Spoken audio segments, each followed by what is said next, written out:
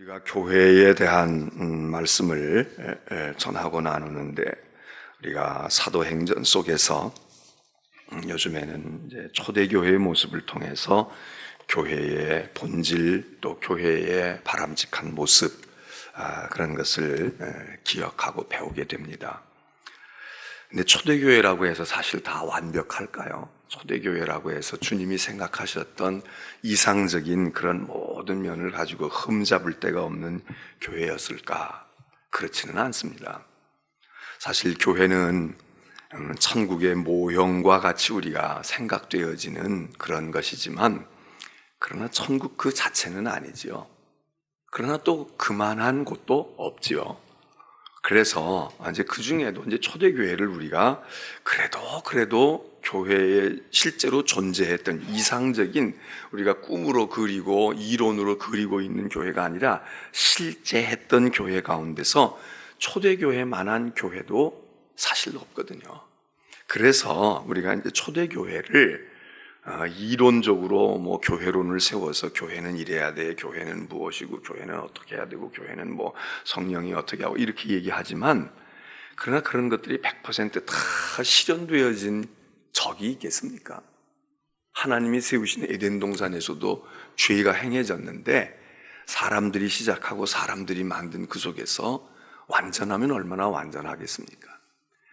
그럼에도 불구하고 실존했던 교회 가운데 초대교회만한 교회가 우리가 아는 바가 별로 없습니다. 그래서 우리는 성경 속에 나타난 이 초대교회 가운데서 그래도 우리가 거기다가 표상을 삼고 모범을 삼고, 그리고 우리도 그렇게 되어보려고 해야 되지 않느냐, 그러는 거죠. 그래서 이제 초대교회가 그런 점에서 어제도 말씀드린 것처럼 성령이 충만한 교회, 그리고 고난과 박해를 잘 받고 감수한 교회, 또 그러면서도 고난과 박해만 받은 게 아니라 세상으로부터 칭찬도 받고 칭송도 받고 그랬던 교회, 이런 교회를 우리가 이제 살펴보는 거죠. 근데 오늘 우리가 이제 이 말씀은 어제 우리가 살폈던 말씀에서 교회는 고난과 박해 가운데 있는 교회, 박해받는 교회로서의 초대교회를 우리가 인상 깊게 보았습니다. 그런데 오늘 이 말씀은 바로 그 말씀에 이어지는 부분인데, 교회가 이제 박해를 받았다. 사도행전 1장 8장 1절로부터 3절의 말씀에 예루살렘 교회에 큰 박해가 있고, 그리고 이제 스데반은 순교를 당하는 첫 번 희생자가 나타나고, 그러면서 교회는 뿔뿔이 막 흩어져 가지고 구심점이 사라져 버리는 것 같았지 않습니까? 그래 보면 그날에 예루살렘에 큰 박해가 있는데 사도들만 남아 있고 나머지 사람들은 다 흩어졌다는 거예요. 흩어진 사람들이 두 종류겠죠. 하나는 핍박과 박해가 일어나니까 배도하는 겁니다. 이제 교회 가면 안 되겠다. 내가 이러고 교회 다닐 순 없지. 교회 다녀가지고 좋은 게 뭐가 있어? 화만 당하고, 그리고 아무리 교회가 좋다고 그래도 목숨까지 빼앗기고 말이야. 이렇게 하면서 할 순 없지. 그래서 신앙이 흐지부지 되어지고 결국은 그냥 세상으로 다시 되돌아가는, 그래서 교회를 떠나서 교회에서 흩어진 사람들이 있을 것이고, 이 사람들도 상당히 있겠지. 초대교인들이라고 다 목숨 내대고 순교했겠습니까? 그리고 또 한 부류는 흩어지긴 흩어졌는데 교회에 출석은 하지 않아요. 교회는 없어요. 보이지는 않아요. 그런데 이 사람들이 어딘가 일단 피신은 했어.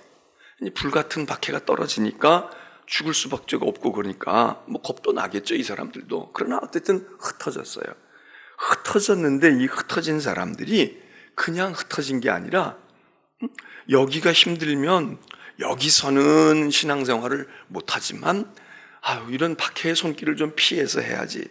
그리고 이북에 공산정권이 들어서고 막 탄압을 가하고, 그러니까 북한에 있는 신도들 가운데서, 성도들 가운데 순교의 반열에 들어가는 분들이 있지 않습니까? 거기서 그냥 순교하는 거예요.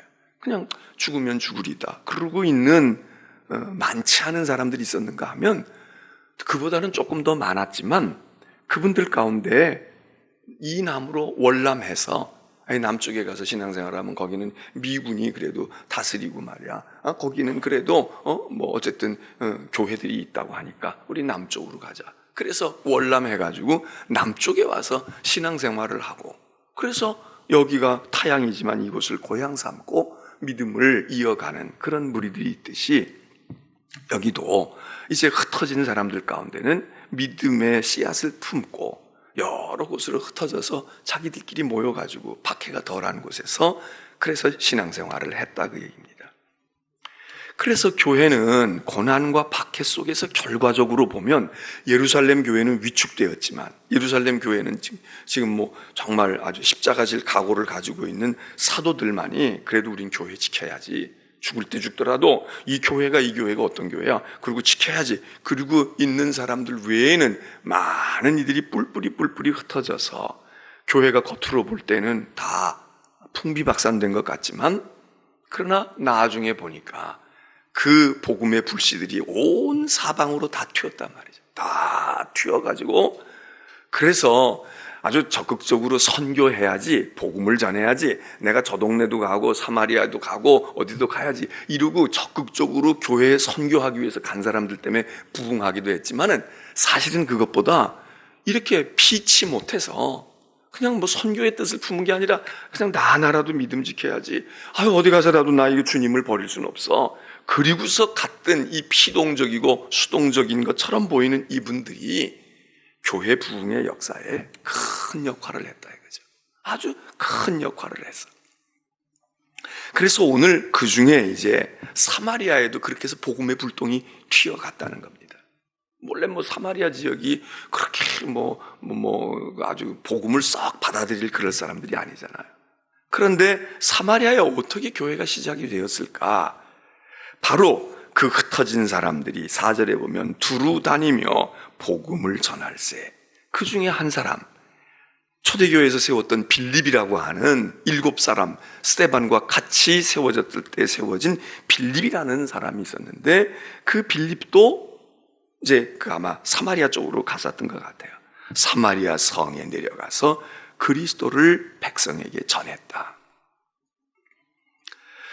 교회는 고난 가운데서, 어려움 가운데서, 그리고 박해 가운데서 교회가 부흥한다.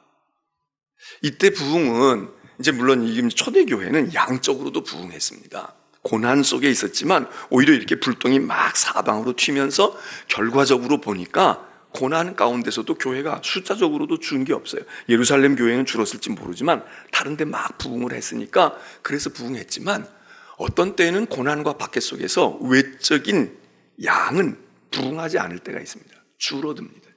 아무래도 그렇지 않겠어요? 이런저런 이유 때문에 지금 우리 한국 교회도 어찌 보면 부흥을 안 한다고 그러잖아요. 부흥하지 않는다고 생각하는 거예요. 실제로 통계가 그래. 이번에도 이제 우리가 한두 주 뒤에는 연회를 해봐야 되겠고, 이제 연회나 각 교단의 총회나 이런 걸 하고 나면 통계치가 나오잖아요.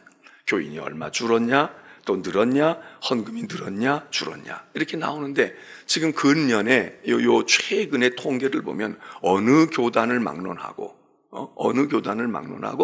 대개 잘하면 유지, 그렇지 않으면 침체.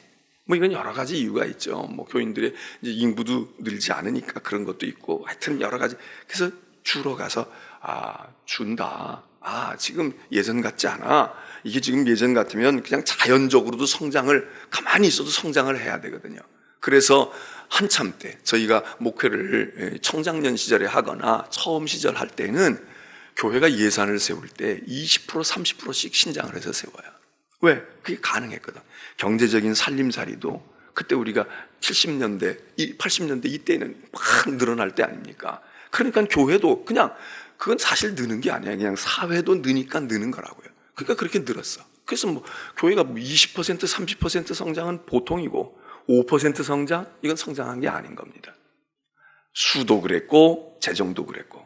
근데 요즘에는 5% 굉장히 성장하는 거란 말이에요. 굉장히 많이 성장하는 거예요. 그렇게 본다면 지금 그냥 가만히 있다? 이게 가만히 있는 게 아니야. 유지만 해도 아이고 그것도 오늘 같은 때는 이렇게 얘기되고, 약간 그래 추세가 그래. 그런데 거꾸로 약간 성장했다. 아유, 그래도 교회가 열심히 했네. 물론 지역에 따라 조금씩 편차는 있을 수 있지만 대체적으로 그렇다 이거죠. 그러면 오늘 우리가 볼 때에 고난과 박해 속에서 줄어야 되는데 초대교회가 늘어났다. 겉으로 보기에도 숫자도 늘고 지역도 넓어졌다. 이게 얼마나 큰 부흥입니까? 그런데 이렇게 되지 않더라도 이런 박해 속에서 겉으로 볼 때 외형적인 숫자의 통계는 줄어도 그거를 줄었다, 위축됐다 이렇게 볼 수 있겠느냐? 어떻게 보면 그렇게 보지 않을 때도 있어야 됩니다. 겉으로 볼 땐 죽은 것 같지만, 줄어든 것 같지만 사실 줄은 게 아니야. 우리의 몸이 이렇게 부하고 살쪘다고 그래서 아우 저 사람 건강하고 이렇게 대살졌다고 강건하지 않아. 우리가 요즘에는 그렇게 생각 안 하잖아요. 전에는 다 못 먹고 다 피로 먹고 그럴 때는 좀 몸이 좀 이렇게 몸무게도 나가고 말해요. 그래서 부인네들도 좀 이렇게 풍채가 좀 있고 그러면 부잣집 맏며느리 같다고 그러고 뭐 아이고 사장님 같다고 그러는데 그렇지 않잖아요. 요즘에는. 서구 사회도 오히려 생활 수준이 높고 그리고 무언가가 좀 여유가 있고 자기를 잘 하는 사람들은 몸들이 그렇게 비둔하지 않은데 그런데 서구 사회도 말이죠. 그냥 정크푸드, 그냥 있는 건 먹는 거야. 그냥 이것도 먹고 저것도 먹고 이러고 생활이 그런 거 신경 쓸 새가 없어. 그러는 사람들이 대체적으로 비만이 온다는 거 아닙니까? 그래서 미국 같은 데도 흑인이나 서민층 사회의 사람들이 이게 많은 거야. 왜? 그게 이제 시대 상황에 따라 다르지 않습니까? 그렇게 본다면 오늘 교회도 어찌 보면 외형적으로 좀 감량이 되어지는 게 이게 잘못된 지방이 빠져나가거나 불순물이 빠지거나 그렇게 하고 오히려 몸이 가벼워질 수 있다 이거죠. 예?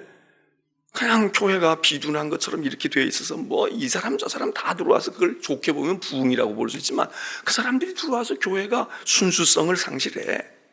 그래가지고서는 어려움을 겪어. 그래서 막 이렇게 저렇게 이러면서 이제 교회가 지탄도 받고 안에서도 문제가 생기고 이제 그러다 보면 감량이 된다고요. 그럼 모르는 사람이 볼 때는 이 교회 줄었네? 준 게 준 건지 는 게 는 건지는 깊이 생각해 봐야 됩니다. 오늘 한국 교회도 이런저런 이유로 교회를 실망해 떠나는 사람들도 있죠. 한 교회에서 실망해서 떠나서 딴 교회로 가기도 하고 분열이 일어나기도 하고 그리고 그 교회 안에서 한 교회만이 아니라 전체가 그럴 수도 있어요. 이게 꼭 다 옳은 것이다라고 볼 수는 없지만 만일 고난과 박해 가운데서 우리에게 있어서 불순물이 빠져나가고 불필요한 것이 빠지면서 정말 근육질의 몸매가 탄탄한 몸매가 되어지는 것을 건강한 지표로 우리가 본다면 우리가 그럴 수 있다 그 얘기입니다. 요한계시록 같은 데도 보게 되면 이제 마지막 때에 종말의 때에 고난이 올 때 감량이 됩니다. 그래서 배도자가 많이 생깁니다. 그러면 그 마지막 때의 교회가 죽은 교회일까요? 물론 사대교회처럼 죽어버리는 교회도 있습니다. 그러나 그 사람들이 최후의 승자들입니다. 성경은 상징적으로 그들을 14만 4천이라고 이야기해요. 14만 4천이면 얼마나 돼요? 수십억의 인구 가운데 14만 4천이 얼마나 되겠냐고. 그런데 그들을 통해서 새하늘과 새 땅이 이루어진다. 이게 무슨 얘기겠습니까? 두 가지 관점에서 볼 수 있어요. 지금 선교하는 분들 선교를 열심히 하고 그럴 때 온 족속, 온 민족에게 모두 다 복음을 전해야 돼. 그리고 복음을 모든 족속에게만 땅끝까지 복음을 전해야 주님이 오시니까 그래서 모든 사람에게 복음을 전하고 그 복음을 받은 사람들이 자기들의 언어로 성경을 볼 수 있게끔 이 세상에 많은 방언들이 있는데 지역 언어들이 있는데 그 언어로 다 성경을 번역해서 주자.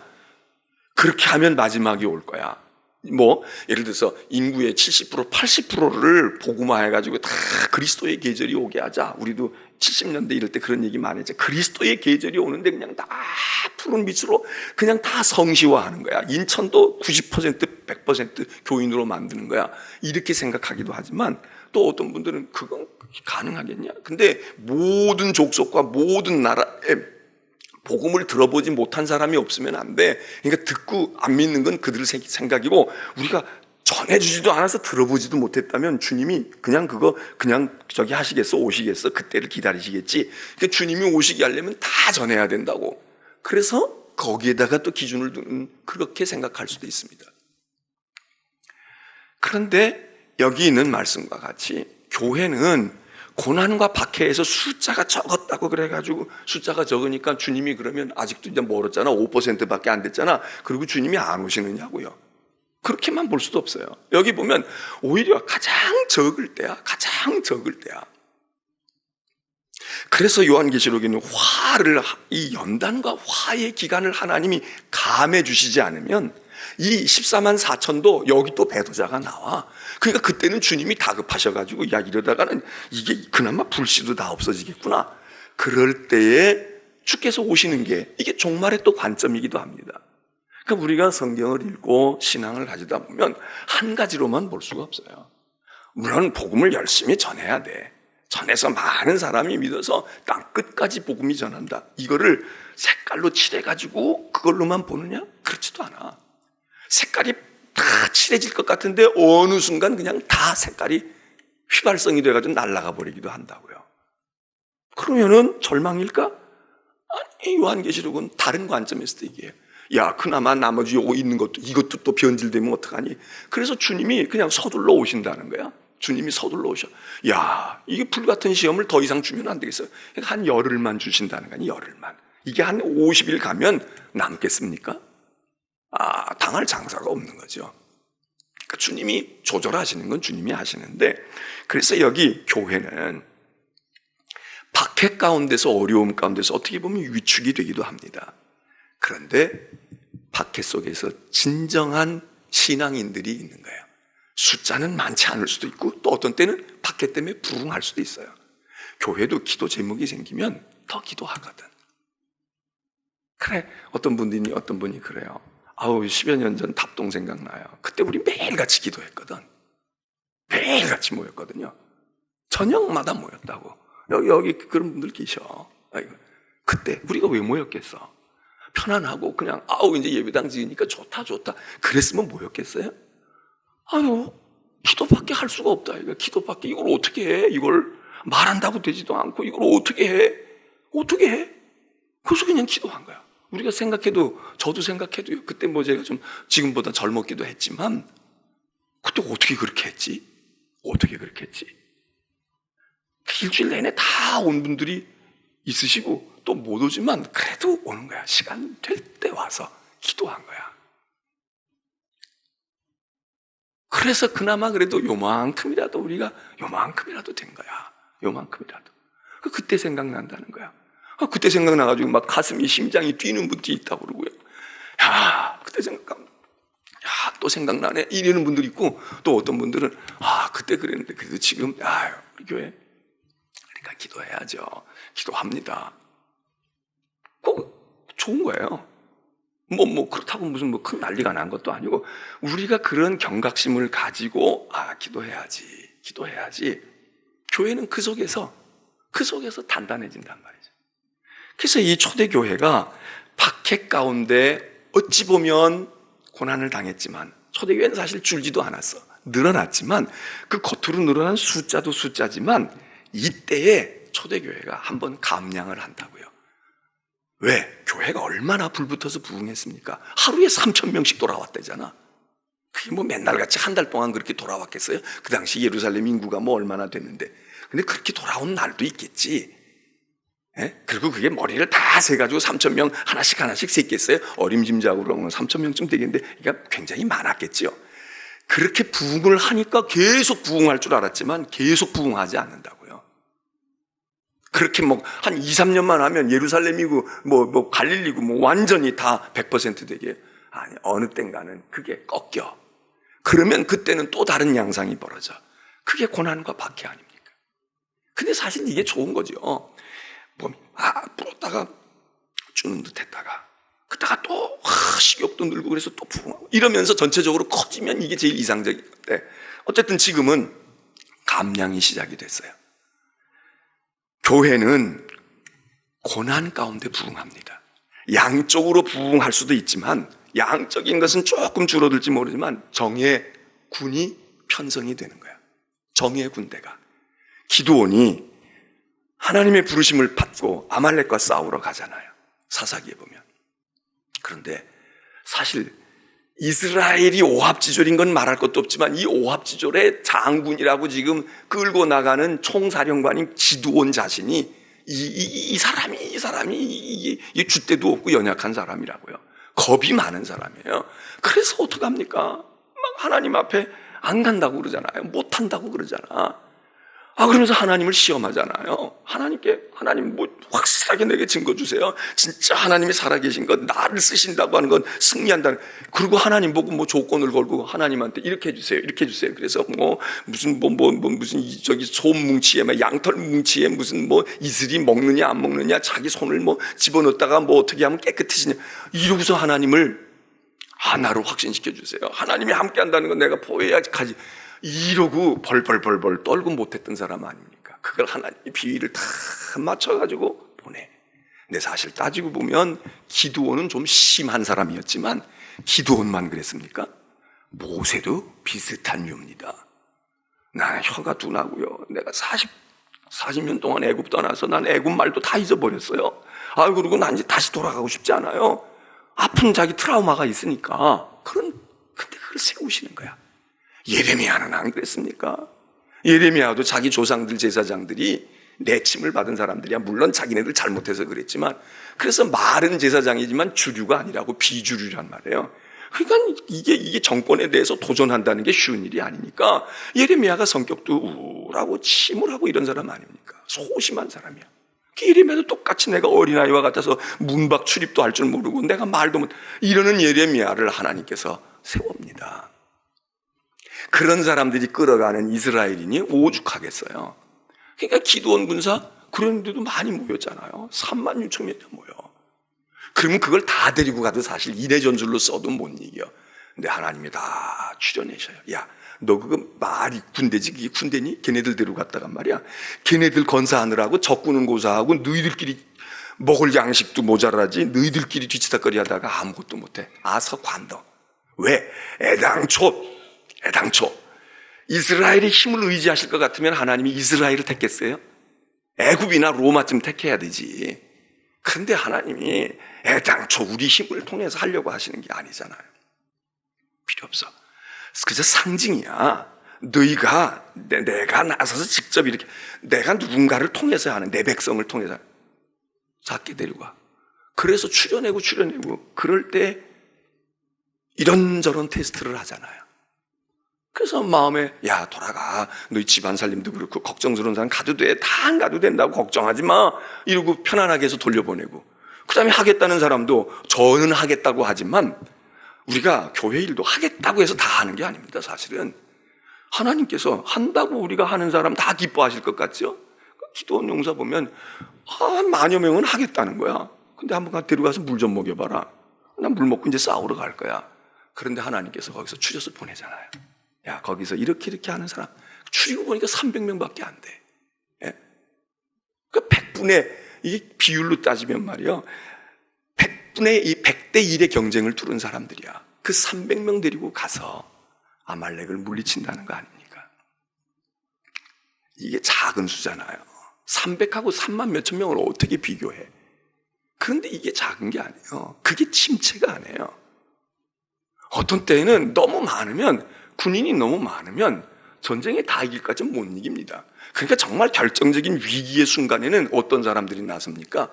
특수한 부대 사람들이 나서 30인 부대, 1개 분대, 특전단 이 몇몇 사람들이 목숨을 걸고 가는 거야. 그냥 그 사람들이 가서 상황을 바꾸는 거야. 적진 속의 한복판에 그냥 스스로 몸을 던져 들어가서 그 상황을 바꿔놓고 그리고 본대를 불러요. 이 많은 군대가 다 가서 할 수 있는 게 아니거든. 그렇게 하면 금방 이길 것 같지만 아니야. 저는 교회도 마찬가지라고 생각합니다.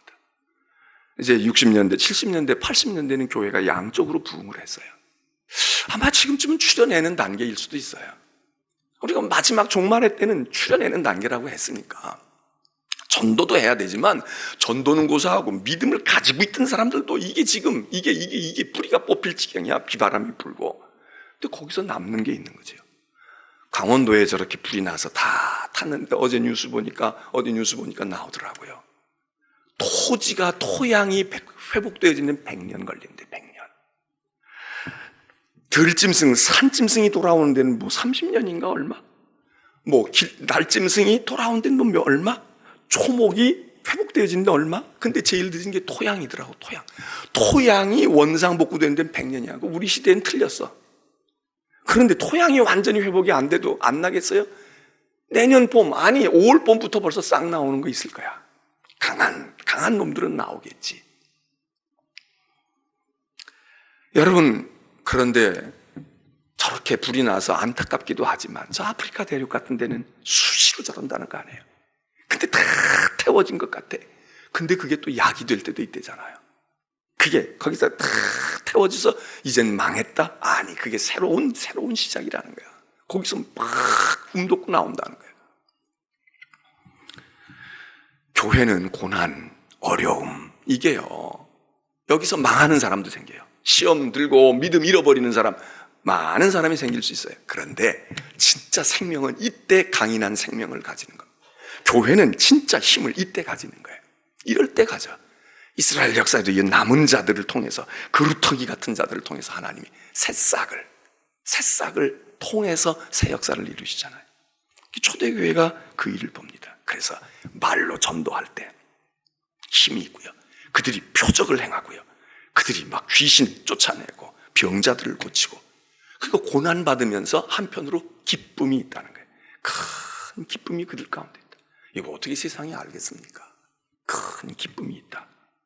오늘 우리는 어쩌면 한국교회는 지금 고난의 때라고 볼 수도 있어요. 우리가 막 불같은 박해는 받지 않지만 우리 스스로도 약해져 있고, 그리고 밖에서도 또 외풍이 이렇게 저렇게 불어요. 그런데 체질 개선할 때일지도 몰라. 체질을 개선하는 거야. 이때 한번, 그래, 겨우 내내 운동도 안 하고 내 몸이 비둔해졌어. 이제 봄이 왔으니까 말이야.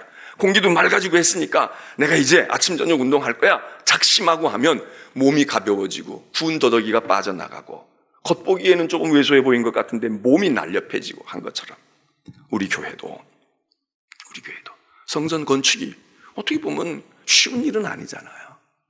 힘든 일이지만 이 새벽에 이렇게 나오시는 분들이 여러분들이 있으면 된다고, 그렇게 해서 여러분들이 기도하고 정말 교회를 사랑하고 그렇게 하면 우리가 지금 이 어려운 짐을 지고 가겠다고 다 나서지 못하는 것 같아도, 또 어떤 분은 하고 싶어도 마음의 여건과 삶이 안 돼. 그래서 못하는 분들도 있어. 어떤 분들은 그걸 막 죄송스럽게 또 너무 그러실 필요도 없어. 그냥 할 수 있는 거, 기도해야지 되는 거예요. 그런 분들을 통해서, 그래서 교회가 더 강건해지고 정말 힘 있는 교회로 그렇게 되어지는 줄로 믿고, 교회 부흥은 어려움과 고난 속에서, 그리고 과제가 있을 때 되어지는 것, 오늘 우리가 이때로구나 그렇게 하시고, 사마리아 같은 나가서 흩어져서 여러분의 일들을 잘 감당하는 성도들 되시기를 축원합니다. 이제 기도하겠습니다.